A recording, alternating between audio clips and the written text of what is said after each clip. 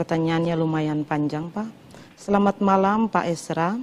Pak, salah satu lagu favorit saya sejak saya lahir baru adalah Hati Sebagai Hamba. Dalam salah satu khotbah Bapak dalam serial Allah Tritunggal, Bapak mengoreksi syair lagu tersebut di bait 1 dan 2.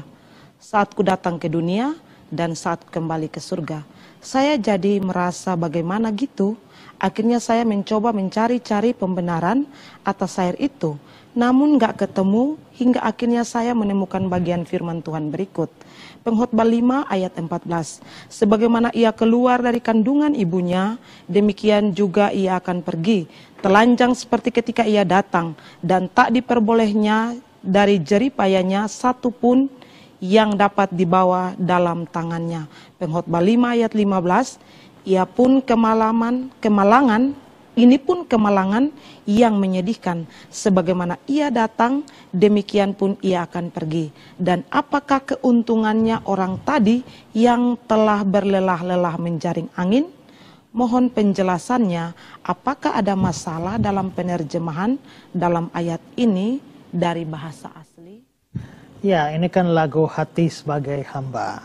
Ku tak membawa apapun juga saat ku datang ke dunia, ku tinggal semua pada akhirnya saat ku kembali ke surga.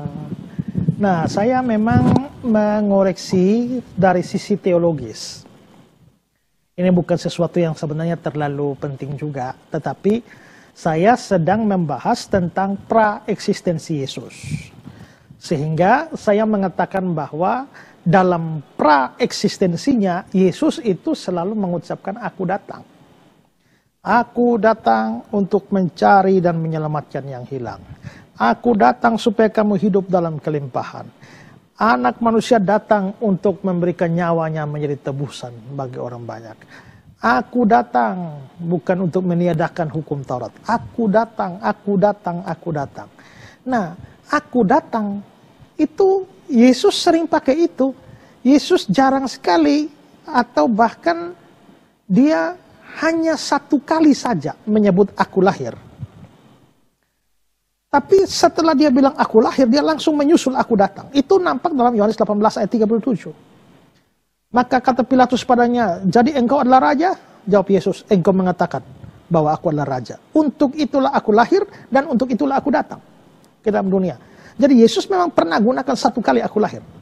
Tapi dia langsung menyambung dengan aku datang, dan selain itu semuanya aku datang, aku datang, aku datang. Nah, aku datang itu menunjukkan bahwa dia sudah ada sebelum dia datang. Kalau saya mengatakan saya datang, berarti sebelum saya datang kan saya sudah ada.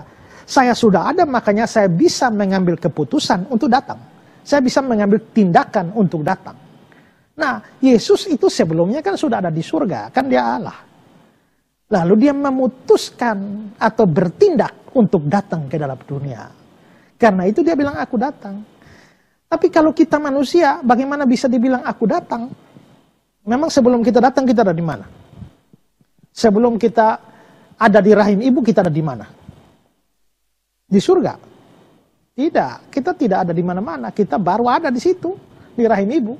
Maka sebenarnya secara teologis, untuk manusia tidak cocok disebut aku datang. Terus, ya saat ku datang ke dunia, ku tinggal semua pada akhirnya. Saat ku kembali ke surga. Kembali secara logis itu menunjukkan bahwa kita pernah ada di sana. Saya kembali ke Amsterdam. Pernah di Amsterdam kapan? Belum pernah. Loh, berarti saya mau pergi ke Amsterdam, bukan kembali ke Amsterdam. Kalau kembali ke Amsterdam berarti pernah di Amsterdam. Kalau tidak pernah di Amsterdam berarti sekarang baru mau pergi. Saat ku kembali ke surga. Untuk Yesus cocok, karena Yesus pernah di surga. Dia datang ke bumi, lalu sekarang kembali ke surga. Tapi kalau untuk kita kan gak cocok. Kita kembali ke surga. Kapan kita di surga? Belum pernah di surga. Nah, itu yang saya jelaskan. Lalu saudara mengatakan bahwa saudara akhirnya ketemu ayat Pengkhotbah 5 ayat 14.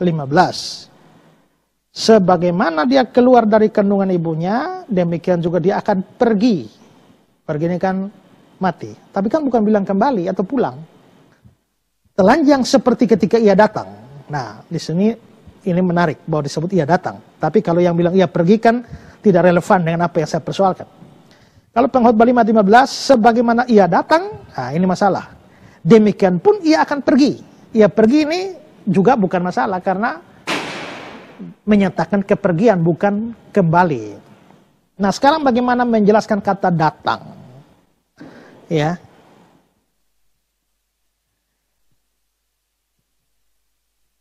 Kalau kita melihat di sini ya, kata-kata datang, sekalipun dikatakan di dalam ayat itu ia datang, tapi konteksnya menunjukkan bahwa datang di sana itu sebenarnya lahir.